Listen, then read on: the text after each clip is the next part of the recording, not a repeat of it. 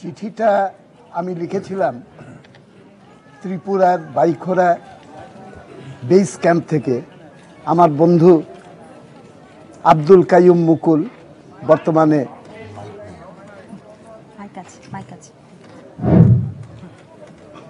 এই চিঠিটা আমি লিখেছিলাম নভেম্বর মাসের 16 তারিখে 1971 সালে ত্রিপুরার বাইখোরা বেস ক্যাম্প থেকে আমার বন্ধু আব্দুল কাইয়ুম মুকুল, যে বর্তমানে প্রথম আলোর একজন সহ সম্পাদক, যুগ্ম সম্পাদক, তার কাছে তার অল্প অংশ আমি পড়ছি। প্রিয় মুকুল, একটা বিরাট ট্র্যাজেডি ঘটে গেছে। যন্ত্রণায় ক্লান্তিতে কাতর হয়ে আছি। আমাদের প্রিয় আজাদ শহীদ হয়েছে। অ্যাম্বুশে পড়ে হানাদার বাহিনীর সঙ্গে সামনাসামনি যুদ্ধ করতে করতে সে শহীদ হয়েছে। সকলের জন্য, বিশেষত আজাদের জন্য আমার মন কেমন করছে তা অনুমান করতে পারছো নিশ্চয়ই। আজাদ সম্পর্কে কত কথা তো মাত্র 7 দিন আগেই হয়েছিল তোমার সাথে কলকাতায়। ফিরে গিয়ে আজাদকে তোমার কোন কোন গল্প শোনাতে হবে তা দুজনে মিলে ঠিক করেছিলাম, মনে আছে নিশ্চয়ই। আর আগরতলা ফিরেই রাত শেষে ভোরের সংবাদ, আজাদ এবং আরো কয়েকজন কমরেড আর নেই। বড় বিপর্যয় হয়ে গেল। এইসব ঘটনা ঘটেছিল 11ই নভেম্বর। আমার মনটা আরো বেশি খারাপ এজন্য যে গেরিলা দলের ইন্ডাকশনের সবগুলো অপারেশন আমার তত্ত্বাবধানে হয়ে থাকে। কিন্তু এবার মাত্র 2 দিনের জন্য কলকাতা গিয়েছি, যাতায়াত মিলে মাত্র 4 দিনের জন্য বেস ক্যাম্পের বাইরে আমাকে বাদ দিয়ে ইন্ডাকশনের ব্যবস্থা করে ফেললো ওরা। যাই হোক, অনেক খবর লিখলাম, তোমাকে লিখে শান্তি পেলাম কিছুটা। চিঠিটা গোপন রাখবে। আমি শিগগিরই ভেতরে যাব হয়তো। দেশ স্বাধীন হবেই। আমাদের সাধনা, জনতার জীবনপণ প্রচেষ্টা সফল হবেই।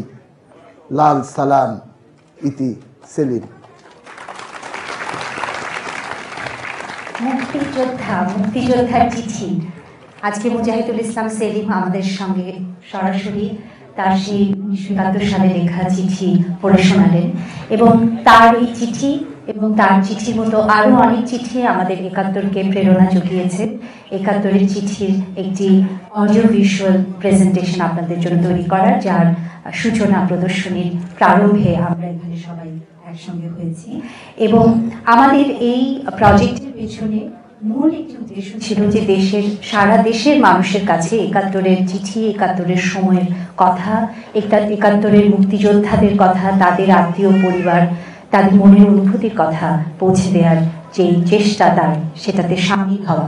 এবং সেখানে তরুণ প্রজন্মের কথা বিশেষ করে এ কারণেই বললাম যে শুধু তাদের উদ্দেশ্যে যে তৈরি তাই নয়, এই প্রেজেন্টেশনের পেছনে কাজও করেছেন একজন আমিনুল আকরাম, যাকে আপনারা একটু আগে প্রেজেন্টেশনে দেখলেন।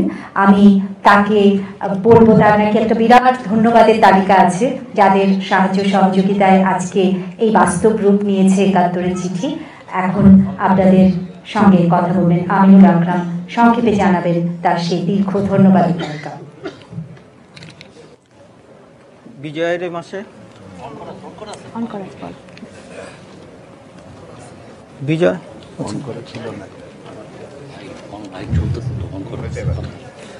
বিজয়ের মাসে আমি সশস্ত্র সালাম জানাই শহীদি আত্মদানের মাধ্যমে যারা আমাদের এই দেশকে স্বাধীন করেছেন, তাদের জন্যই আমরা স্বাধীন দেশে জন্মগ্রহণ করতে পেরেছিলাম।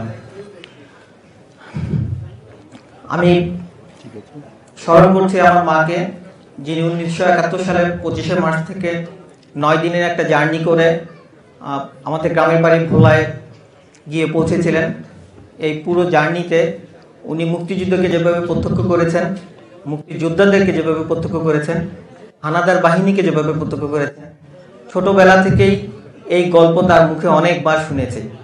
সেখানে মুক্তিযোদ্ধারা, তরুণরা যেভাবে নিয়মিত একটা বাহিনীর বিপরীতে নিজের বুককে চেতিয়ে দিয়ে কোনো রকমের যুদ্ধ কৌশল ছাড়াই নিজের জীবনকে বিলিয়ে দিয়ে দেশকে স্বাধীন করেছে, সেই তরুণ প্রজন্মকে সেই দিনে সেই যে তরতাজা প্রাণ, সেই প্রাণ তারা নিজেরা বিলিয়ে দিয়েছিলেন, তাদেরকে স্মরণ করার মধ্যে দিয়েই জাতির সামনে আমি তাদেরকে উপস্থাপন করার চেষ্টাটা করেছিলাম। সেখান থেকেই আমার আসলে মুক্তিযুদ্ধ নিয়ে কাজ করার এক ধরনের আগ্রহ তৈরি হয়। সেই আগ্রহ নিয়ে কাজ করতে করতেই একটা সময় 2006 সালের দিকেই শাহবাগের মোড়ে আমার প্রিয় বন্ধু আবু রায়হানের সাথে আমরা আসলে কি নিয়ে কাজ করবো এরকম একটা আলোচনার মধ্যে দিয়েই আমার মাথায় হঠাৎ করে এই বুদ্ধিটা আসে যে 71 সালে যে মুক্তিযুদ্ধরা রণাঙ্গন থেকে যে চিঠিগুলি লিখেছিলেন এবং রণাঙ্গনে তাদের পরিবার যে চিঠিগুলি লিখেছিলেন সেই চিঠিগুলি সংগ্রহ করা যায় কিনা এবং সেই চিঠিগুলি নিয়ে বই, ডকুফিকশন বা ফিকশন এবং পরবর্তীতে এই ফিকশন এবং বই নিয়ে সারা দেশের স্কুল, কলেজ, বিশ্ববিদ্যালয় এবং সারা দেশের জাতির সামনে উপস্থাপন করা যায় কিনা, এই করার মধ্য দিয়েই মুক্তিযুদ্ধের চেতনাকে সারা দেশের মানুষের কাছে, জাতির কাছে আবার নতুন করে তুলে ধরা এবং এই তুলে ধরার মধ্য দিয়ে আমরা জাতীয়ভাবে একটা ঐক্যবদ্ধ অবস্থানে থাকতে পারি কিনা, সেই লক্ষ্যেই কাজ শুরু করি। এবং আমি আসলে এখানে বিশেষভাবে কৃতজ্ঞতা প্রকাশ করি গাউসুল আজম শাওনের কাছে, যার কাছে আমি উপস্থাপনাটা দিয়েছিলাম এবং যিনি অক্লান্ত পরিশ্রমের মধ্যে দিয়ে প্রথম আলো এবং গ্রামীণ ফোনকে যুক্ত করেছিলেন এবং শেষ পর্যন্ত বইটা প্রকাশিত হয়েছিল। এবং তার পরবর্তীতে আমরা আবার এটা নিয়ে কাজ করার পরিকল্পনা গ্রহণ করি এবং 71 টেলিভিশন যখন শুরু হয়, আমি সেই 71 কর্তৃপক্ষকে ধন্যবাদ জানাই। নুরুসফা জুলহাজ আমাকে ডেকে বলেছিলেন যে আমরা নতুন কিছু কাজ করতে চাই, তখনই আমি আসলে এই প্রস্তাবনাটা আবার নিয়ে আসি 71-এর কাছে। আমিনুল আকরামকে অনেক ধন্যবাদ এবং অনেক খেটে কাজ করেছে। আপনারা দেখবেন আমাদের 71-এরও সবাইকে আমি এই সুযোগে একটি ধন্যবাদ জানিয়ে রাখি, অন্যদের ধন্যবাদ জানানোর আগে, যে এই প্রতিষ্ঠানের, আমাদের প্রতিষ্ঠানের প্রতিটি মানুষ কোনো না কোনোভাবে 71-এর চিঠির সাথে কিন্তু সম্পৃক্ত হয়ে গেছেন। আর বাইরে বলবো না, মুক্তিযুদ্ধের বিষয় তো আর বাইরে বলা যায় না, এখানে নানাভাবে যারা আরও জড়িত হয়েছেন এই প্রচেষ্টার সঙ্গে, সেখানে প্রথমত গ্রামীণ ফোনের কথা তো বলতেই হয়, তারা সার্বিকভাবে সহযোগিতা করেছেন। আর আজকে যেখানে হচ্ছে স্টার সিনেপ্লেক্সে, তারাও আমাদের বিশেষভাবে সহযোগিতা করেছেন। ইন্টারনেট নিউজ পেপার পার্টনার হিসেবে আছেন bdnews24.com এবং লেজার ভিশনের সাথে ছিলেন। তবে যেটি আমাদের খুব বেশি করে হৃদয় ছুঁয়ে গেছে তা হল মুক্তিযুদ্ধ জাদুঘর, যারা বহুদিন ধরে অক্লান্ত প্রচেষ্টা করছেন মুক্তিযুদ্ধের চেতনাকে সমস্ত দেশে পৌঁছে দেওয়ার জন্য এবং তাকে ধারণ করার জন্য। তারাও আউটরিচ পার্টনার এই 71-এর চিঠির। আমি বর্তমান মুক্তিযুদ্ধ জাদুঘরের ট্রাস্টি এবং সদস্য মফিদুল হককে অনুরোধ করছি এই বিষয়ে 71-এর চিঠি নিয়ে এবং তাদের কর্মকাণ্ড নিয়ে খুব সংক্ষেপে আমাদের কিছু বলার জন্য। 71 টেলিভিশনকে অভিনন্দন। যারা এই নির্মাণের সঙ্গে যুক্ত তারা সবাই নতুন প্রজন্ম, মুক্তিযুদ্ধের পরবর্তী প্রজন্ম, তাদেরকে বিশেষ করে ধন্যবাদ ও অভিনন্দন। এবং শুধু দর্শক মণ্ডলী, যেখানে মুক্তিযুদ্ধের প্রজন্ম এবং নবীন প্রজন্মের মুখগুলো মিলেমিশে একাকার হয়ে আছে এবং এটাই বোধহয় আমাদের মুক্তিযুদ্ধের চেতনার বহমানতার একটা সজীব নিদর্শন। মুক্তিযুদ্ধ জাদুঘর 1996 সালে যাত্রা শুরু করে খুব ছোট আকারে, কিন্তু এই জাদুঘর বলতে পারে যে আমরা যথার্থ অর্থেই বলিও সবসময় যে এটি হচ্ছে জনগণের জাদুঘর, কোনো ট্রাস্টি বোর্ডের নয়, কোনো কর্তৃপক্ষের নয়, এটা সবার জাদুঘর। এবং এই জাদুঘর অতীতকে নিয়ে কাজ করে, কিন্তু সেই অতীতকে নিয়ে কাজ বর্তমানের মাঠে দাঁড়িয়ে উন্নত একটা ভবিষ্যতের জন্য, যেই ভবিষ্যতের স্বপ্ন মুক্তিযুদ্ধের বীর শহীদেরা, মুক্তিযোদ্ধারা বহন করেছেন। আর এই জাদুঘরের একটা বড় কাজ নতুন প্রজন্মের কাছে ইতিহাস বয়ে নিয়ে যাওয়া, এবং যে জন্য আমাদের জাদুঘরে যেমন ছাত্রছাত্রীদের নিয়ে আসা হয়, তেমনি আমাদের মোবাইল মিউজিয়াম, যেটা দূর দূরান্তের ছাত্রছাত্রীদের কাছে পৌঁছে যায়। এবং আমরা খুবই আনন্দিত যে আজকে স্বাধীনতার এই 41তম বিজয় বার্ষিকীর সময় 71-এর চিঠি যেভাবে নির্মিত হয়েছে এবং এই নির্মাণের পিছনে যে সাধনা যুক্ত, আমরা এই ছবি আমাদের নতুন প্রজন্মের কাছে নিয়ে যেতে পারবো, এবং এই সুযোগ মুক্তিযুদ্ধের জাদুঘরের যে অঙ্গীকার, আমাদের সবার যে অঙ্গীকার, যে মুক্তিযুদ্ধের চেতনা প্রজন্ম থেকে প্রজন্মে বহমান রাখা, সেই কাজটিতে আরও নতুন শক্তি যোগাবে।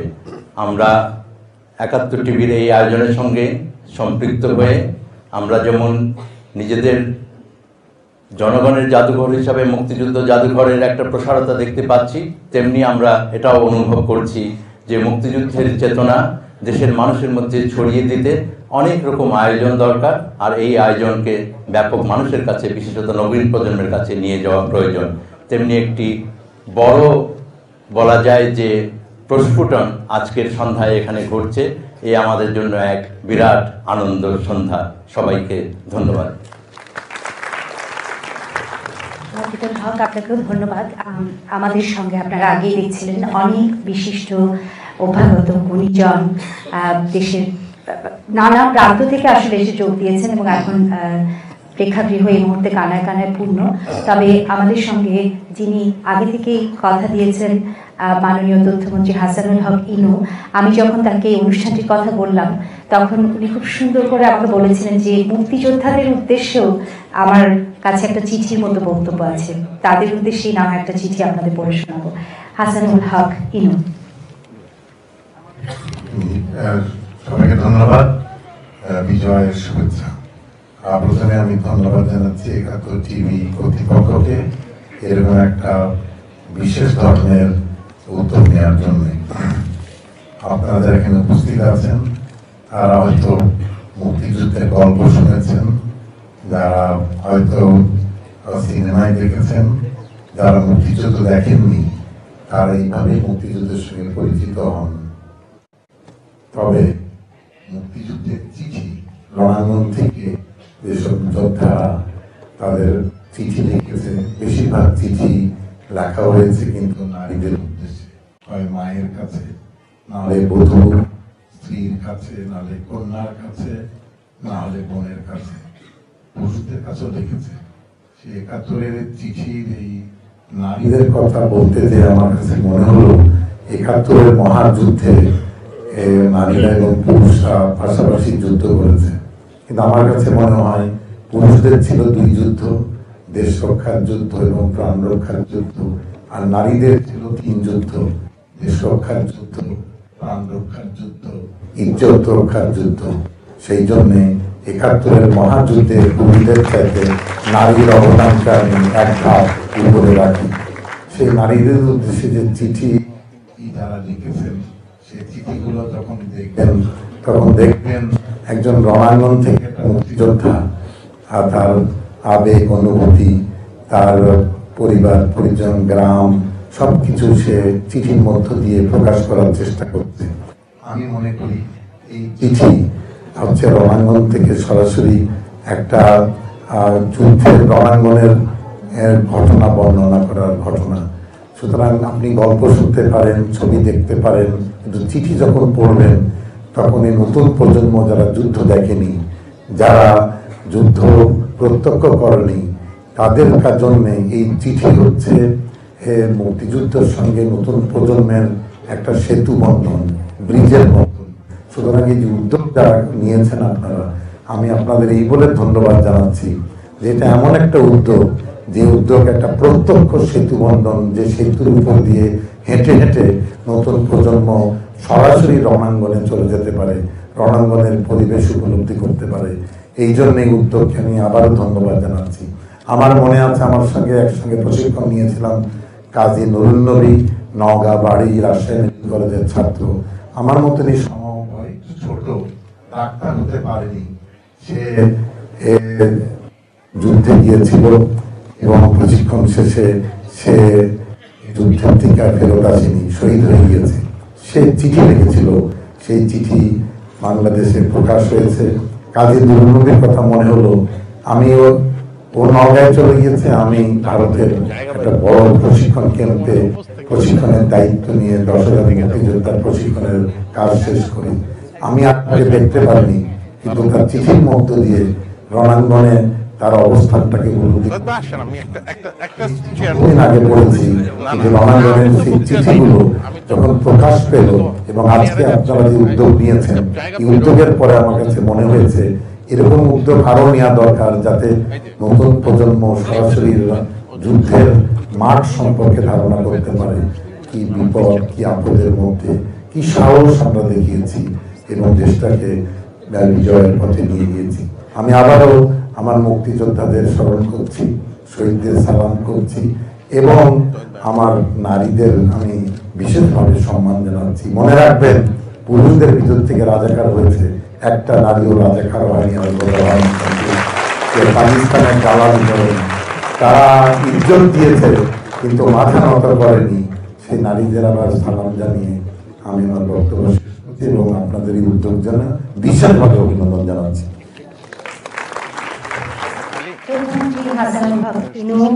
উৎসাহ দিলেন আমাদেরকে এবং সর্বশেষে যেটি বললেন যে আরো নানা চিঠি কিন্তু বাংলাদেশের গোটা দেশেই ছড়িয়ে আছে। আমাদের এই উদ্যোগের কথা শুনে আমি নিজে ব্যক্তিগতভাবে অনেকের কাছে জানি যে তারা পরিবারের বিভিন্ন সদস্যের কাছ থেকে চিঠি সংগ্রহ করছেন এবং আমাদের ইচ্ছা আছে যে আরো চিঠি সংগ্রহ ধারাবাহিকভাবে অনন্তকাল বলা যায় এই প্রক্রিয়া চালিয়ে যাওয়া, কারণ এই চিঠিগুলো আমাদের সম্পদ, আমাদের দেশের সম্পদ এবং আমাদের নিজেদের জন্য সম্পদ।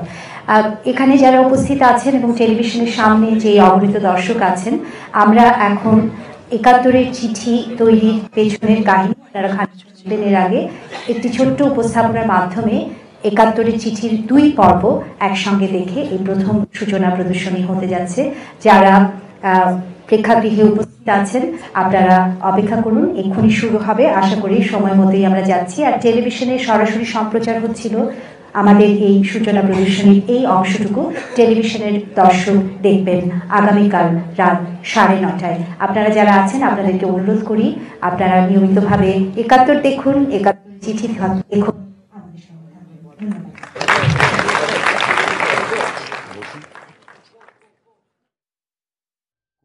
বিফলে যাবে না।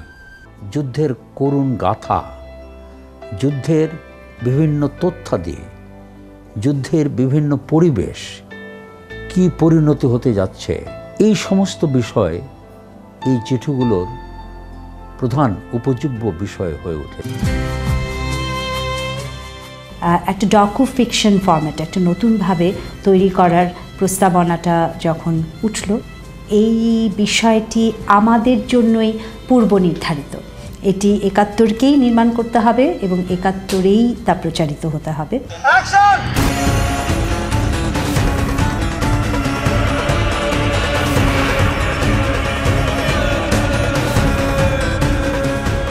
একাত্তরের সময়টাকে আমি ওই সময়টা ফিল করেছি। আমি যখন শুটিংয়ে ছিলাম নিজেকে আমার মনে হয়েছে যে রিয়েলি আমি প্রেগনেন্ট। একজন মানুষের হুবহু পোর্ট্রেট করা তো আসলে যায় না, তার অনুভূতিমালা, সে সময়কার তার যে মনের অবস্থা, সেটাই আসলে উপস্থাপন করার চেষ্টা করেছি।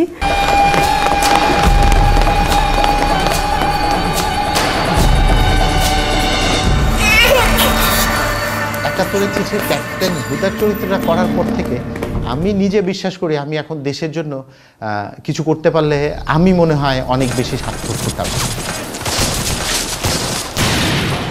It's better to be late than never.